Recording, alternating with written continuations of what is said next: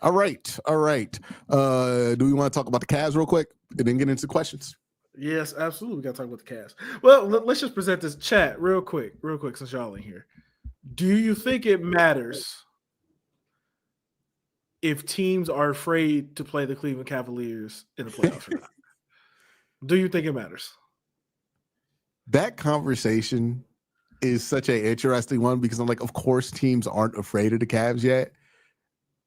And it makes sense that they shouldn't be afraid of the Cavs because, like, the Cavs haven't done it yet, right? And I don't think Pat Beverly meant it in this way, but I'm like, it's a stupid conversation to have because teams weren't even afraid of LeBron until he became like two-time champion LeBron James.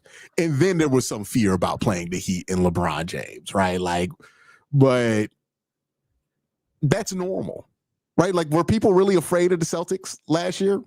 Because the talking point was like Jimmy beat them, right? And then they won that championship, and now people are more afraid of the Celtics. I don't think anybody's going to be afraid of the Cavs until they demonstrate why teams should be afraid of the Cavs. But that does not mean that the Cavs aren't good.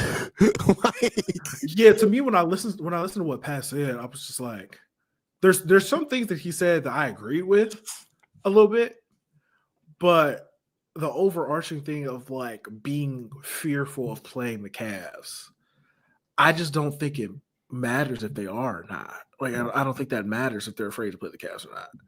Like, it's up to the Cavs. Kind of like what you said. It's up to the Cavs to go out there in the postseason, and they just got to whoop these teams' ass. Like, that's what they got to do. Like, you know what team really benefited from fear? It's like the 2018 Cavs. That team benefited a lot from, oh my God, that's LeBron James. Right. Yeah, like second stint, those second stint Cavs teams, like 2015, 2018.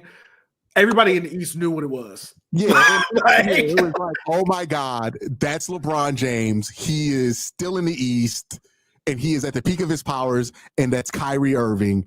And like, even that core didn't become feared until like halfway through 2016 when they got J.R. Smith and all them, right? Like, well, no, that was 2015. They got J.R. Smith. No, that was 2016. 2016 year. Yeah, 2015-16 season, the year they won the championship. Halfway through that season, they got J.R. Smith, and that's when it started to get put together. You're like, oh, this is a real LeBron team. Because even that first one, we were like, by default, they're going to win a championship, but they didn't feel dominant in the way because they were like, they still had that weirdness with David Blatt. They weren't as dominant as a regular season team as you would expect. And, you know, there was some weirdness with that team. There were some first-year jitters. They had to trade for Timothy Mozgov hastily throughout the year to solve an answer at center because they were trying to play Anderson Varejao, right? They were still retooling and figuring out what that era LeBron team would be. But 2016 Cavs, they were most certainly feared, at least in the East. 2017 Cavs, I mean, the whole East was just on lock, right? And even to the point to where we got to 2018, and that's why I say 2018 benefited the most, that team had no business getting to the NBA Finals.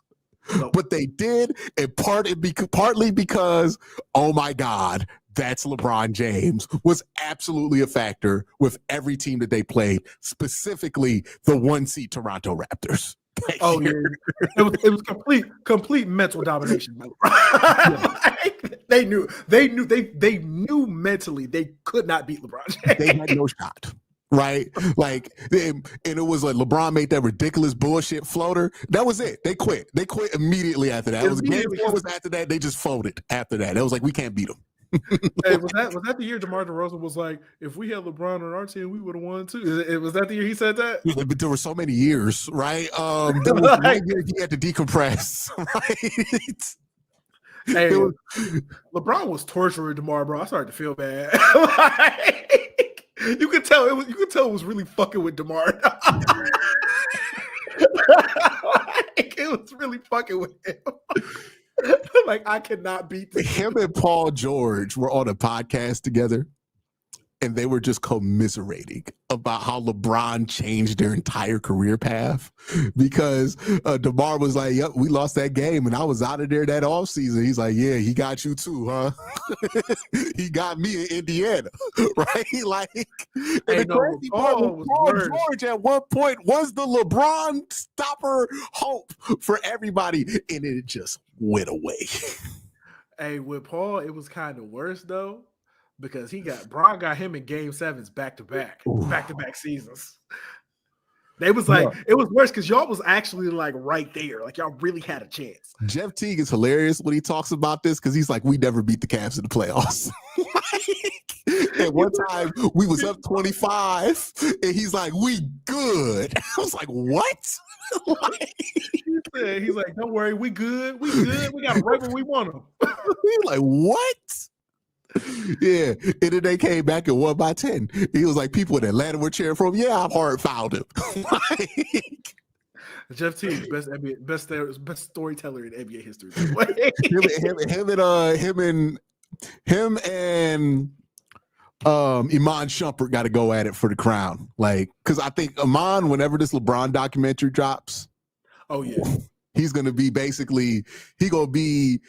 so like the Twilight Zone, you know, like the documentary usually starts with like somebody at a fireplace opening a book, you know, telling you, oh, this tale of a kid from Akron, that's going to be Iman Shumpert in a robe telling you the story of LeBron James, like narrating you from start to finish. And it's going to be epic because that man been waiting his whole post career to narrate the LeBron James story. Like he is like, I'm gonna be the guy that they go to because he knows it's gonna be a big ass market for that. You know how many documentaries about LeBron we gonna get because he's our whole generation of basketball.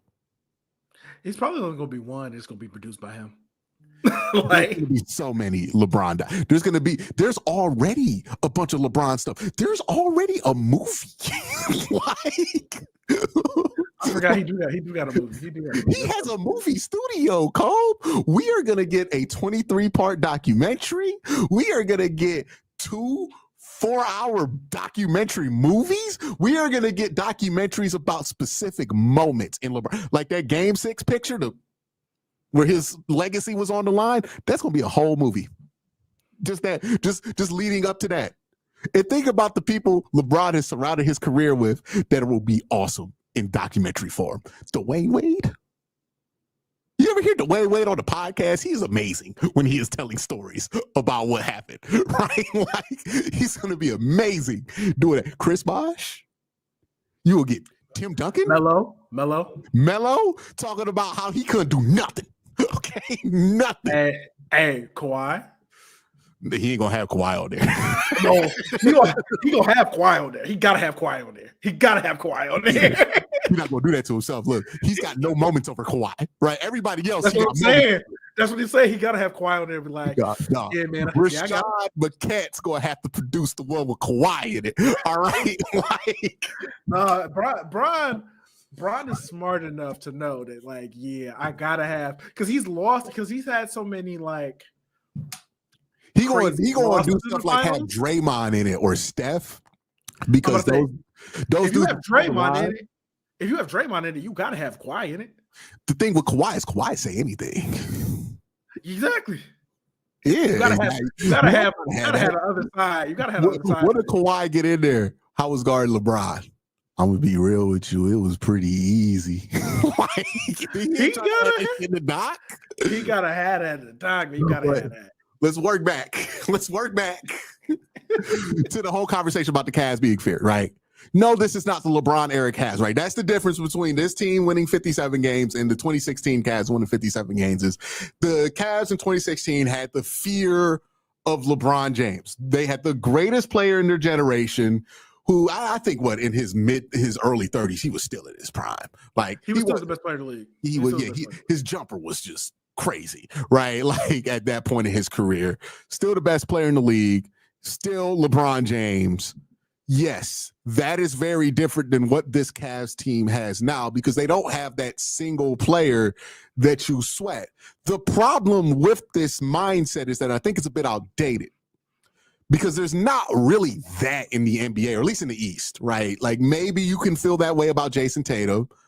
I don't know if he's gotten there yet, right? But we talk about Jason Tatum has moments where it feels like Kobe. It ain't Jason Tatum feels like Kobe, though. It's moments that feel like Kobe. There's not really that. Shai's having a good year, but Shai's not there yet.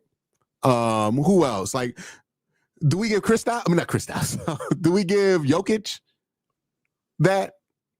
Because Jokic don't feel inevitable in the way that some of these dudes felt inevitable in the 7-game series. I think Jokic is pretty up there.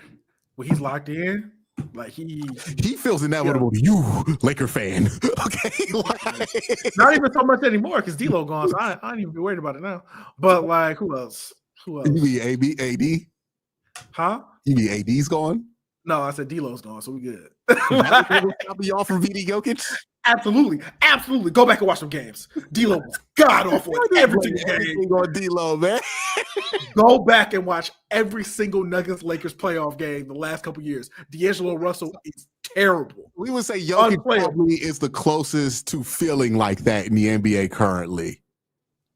Him? Will we say Giannis? I don't know if I'll say Giannis. Nah, Giannis don't feel like that. No, I don't know if I'll say Giannis. Giannis had his 2019 moment was there, but it wasn't. He hasn't felt like that. Like Steph don't feel like that anymore. KD don't feel like that anymore. Brown don't feel like that anymore. I think Luka in a couple years will feel like that. Yeah, I think Luka's gonna feel like that in a couple years. Yeah, once they get a structure around him. Because right now they're just kind of winging it with him and LeBron. The shit's working. I told you what it was. Like in the offseason, they're gonna figure out the roster, and then we're gonna see what it's really about. What's really gonna be. Someone said Anthony Edwards. No. I've seen him miss way too many shots in the fourth quarter. Anthony Edwards not there yet. Who else? Tatum might be the closest.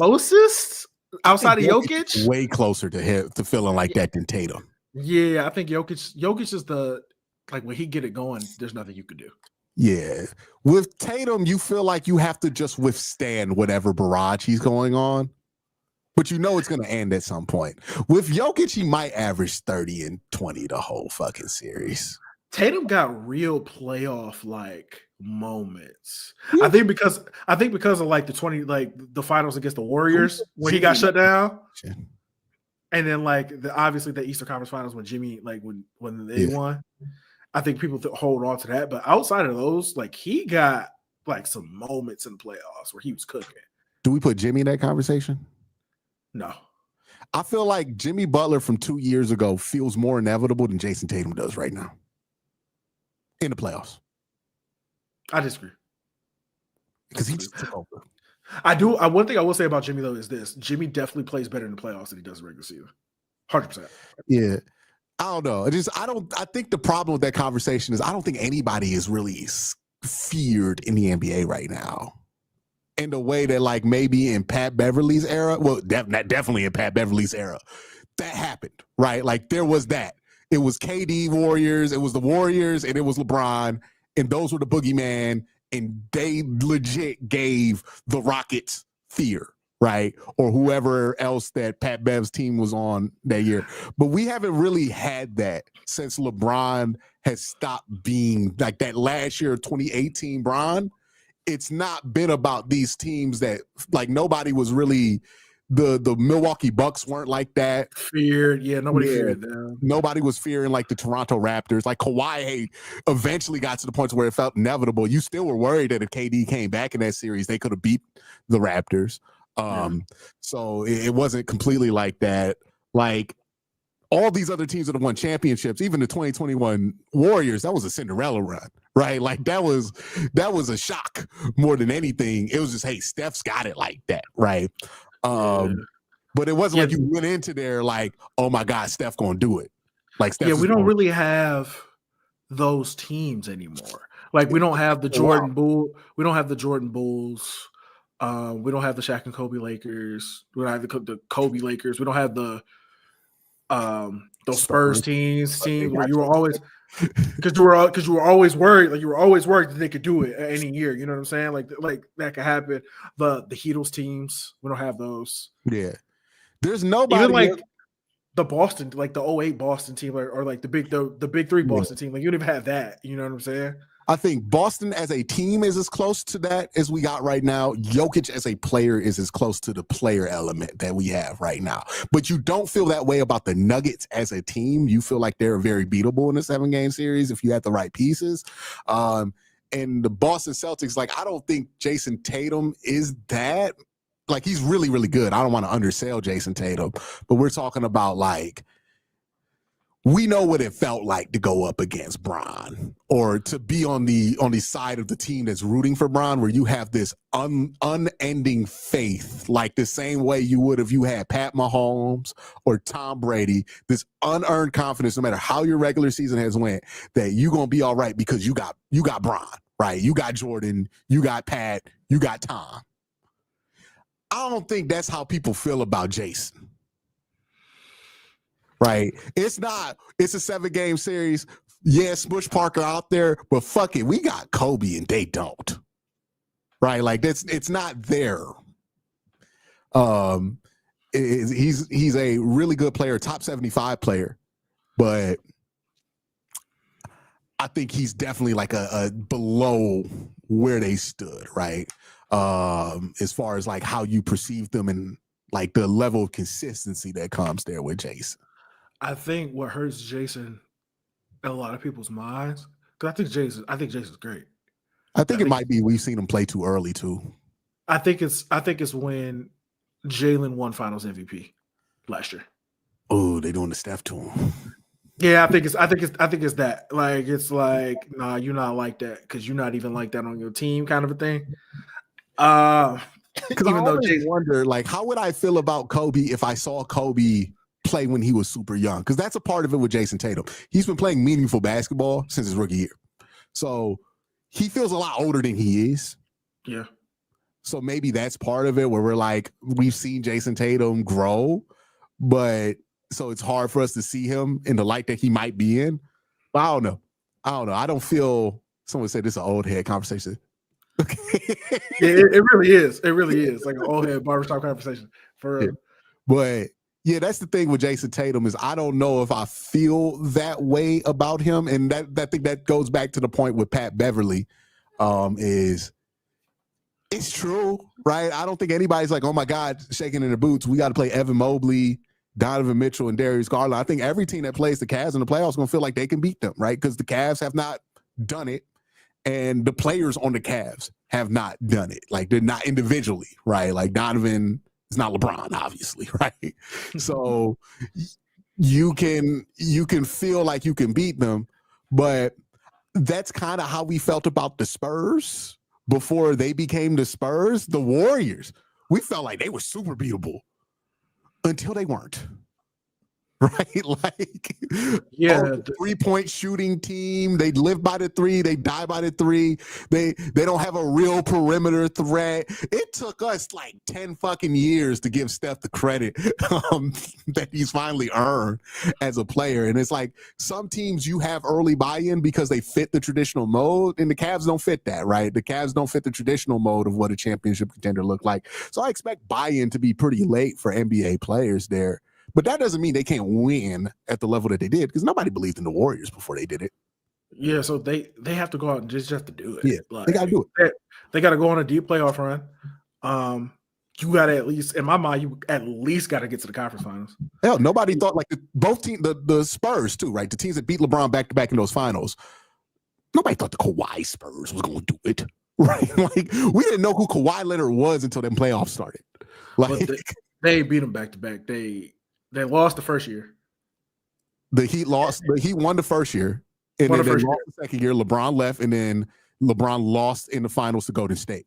Yeah, I'm saying when LeBron lost back to back. Oh, I was going to say the Spurs. I should clarify. LeBron, this is who I was referring to, lost those back-to-back years. Nobody expected it. Everybody thought that LeBron was going to win the title in 2014. Everybody thought LeBron was going to win the title in 2015. Yeah, but we see what happened. You know what I'm saying? So we'll see what happens. Not saying the Cavs are those two teams, but those are the two teams that people have said this team reminds them of, right? Like throughout the course of the year. We'll see what happens, right? The Cavs are a new way of doing it. They want people to fear them. They got to do the work to get the fear, right? That's where Boston is. Boston has that respect right now as a team. They've earned it. It's up for the Cavs to make sure that other people fear them, and beating Boston would be how you do that, right? But yeah, I don't think they're feared, but nobody's really feared like that anymore. And I think that's the major point. Is like, if that was the case, if we had a boogeyman reigning on top of the NBA, I would say that's a much stronger point. But there's not. It's pretty open right now. Go out there and win. Hey. That's all you can do.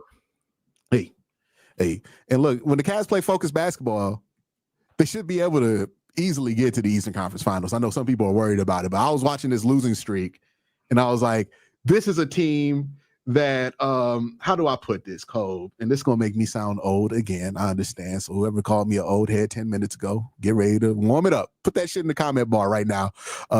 Because the Cavs, they need to be where their feet are, right? Like, they aren't where their feet are. You ain't never heard that? Be where your feet are? No, that's an old head. That's an old head. Say it for It's a Nick Saban saying that I heard Amari Cooper repeat, but be where your feet are, right? Which is mentally be in the place where you physically are. The Cavs were mentally in April. Physically, they were in the middle of a West Coast trip in March.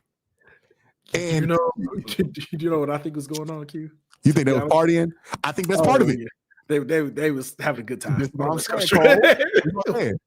Great time. You're mentally in April, right? Which is like you're thinking about what you're going to do in the playoffs. You're not really sweating these games in March, right? If you're not really sweating these games in March, you know what happens? You let shit happen like, I'm going to let KD get to his spot. Like, that's not going to bite me in the ass at the end of the game if I let KD pretty easily get to his spot. I think that was part of it. They're also going through a horrific shooting slump right now, which coincides with like the worst start times in the NBA. Right? Like, they're shooting, I think over their last 10 games, they're shooting like 32% from three. Yeah, and NBA players seem to be very vocal about this, so I have to imagine it matters. Yeah. But like, they complain about tip-offs, right? Like, odd tip-off times, they don't like it. Cavs have played a 1:00 tip. NBA players complain about that shit all the time. And then like 10, and then I think everything else has been 10. 1:30, 10 coincides with that bad shooting split. Yeah. Makes sense. Yeah, the best going to get a nasty avalanche once they get like a regular game like at home. Like they've been the best 3-point shooting team in the league the entire season. And through this like 10-game stretch, which they're 6-4 in this 10-game stretch, by the way, they're like still winning. They're recently off a 16-game win streak too. And during this 6-4 stretch that includes a 4-game losing streak, they've been the worst 3-point shooting team in the NBA. I don't think that's gonna keep going on. I am a little bit worried about Donovan Mitchell. I feel like he hurt his groin like a couple weeks ago. And since he came back, he hasn't really played to the same level he'd been playing to. I think he's sitting out this game today with like left groin injury management or something like that. For about a month. Just rest him, right? Like, just rest him. I don't even really think you don't need Donovan to really get out the first round, but obviously you want him to play. But, take care of business, right? And then I think you could get Donovan healthy. Or it might be he knows there's a hamstring thing. He doesn't want to tweak it. So he's just like, he's a very athletic player. And like I pointed this out, he needs a lot of air on his jumper. So when he takes a gear down, his jumper usually goes. You know what I mean? Yeah, they need to just rest him for a little bit. And I think they'll be fine. I think he's gearing down right now. Darius, we know Darius is streaky, right? Like, what I like about Darius though, he's been just saying fuck it, going to the hoop when his three ain't dropping. He's still shooting the fucking threes, but like, I do think they've been settling for threes a little bit too much lately. This is what I'm saying. This doesn't feel like a focused bunch right now because defensively, they're letting guys get to their spots easily when they don't usually let that happen. And then offensively, they've just been like, all right, let's take a three. Like way more often. It's been like settling. They've been taking like bad threes. Yeah. And like, they weren't doing that before. They really weren't. Yeah. So I think they'll get back. They have some national TV games. Another thing to note, probably the least watched portion of their season coming off of the most watched portion of their season, where like the last fucking month they were on ESPN every week. There's a natural letdown, right? Like this shit feels lame right now, right? You just had all this ESPN coverage, all this stuff, and then now, you play it at 10 o'clock in fucking Utah. They smacked the Jazz too. It's easy to. They smacked the Jazz shooting 20% for three. They came out at halftime. It was like, all right, let's stop. All right, man. Stop fucking around.